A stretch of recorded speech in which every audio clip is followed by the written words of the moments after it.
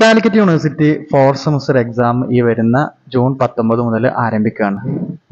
അപ്പോൾ ജൂൺ 16, 17 ഒക്കെ ആയിട്ട് ബലിപെരുന്നാൾ വരാൻ സാധ്യതയുണ്ട്. അപ്പോൾ തന്നെ അതുമായി ബന്ധപ്പെട്ട് ഫോർത്ത് സെമസ്റ്റർ എക്സാം മാറ്റുമോ എന്ന് ചോദിച്ചിട്ട് പലരും മെസ്സേജ് അയക്കുന്നുണ്ട്. ഇപ്പോഴത്തെ ഒരു സാഹചര്യത്തിൽ ഫോർത്ത് സെമസ്റ്റർ എക്സാം മാറ്റാനുള്ള ഒരു സാധ്യതയും കാണുന്നില്ല. തവണ പെരുന്നാളിന്റെ പിറ്റേന്ന് എക്സാം നടത്തുന്നതുമായി ബന്ധപ്പെട്ട് പ്രശ്നങ്ങളുണ്ടാകും. അപ്പോൾ യൂണിവേഴ്സിറ്റി ഒരു സർക്കുലർ ഇറക്കിയിരുന്നു. പ്രധാനപ്പെട്ട ആഘോഷ ദിവസങ്ങൾ വരുമ്പോൾ അത് കഴിഞ്ഞ് 2 ദിവസം കഴിഞ്ഞിട്ട് മാത്രമേ എക്സാമുകൾ ഷെഡ്യൂൾ ചെയ്യുള്ളൂ എന്നുള്ളത്.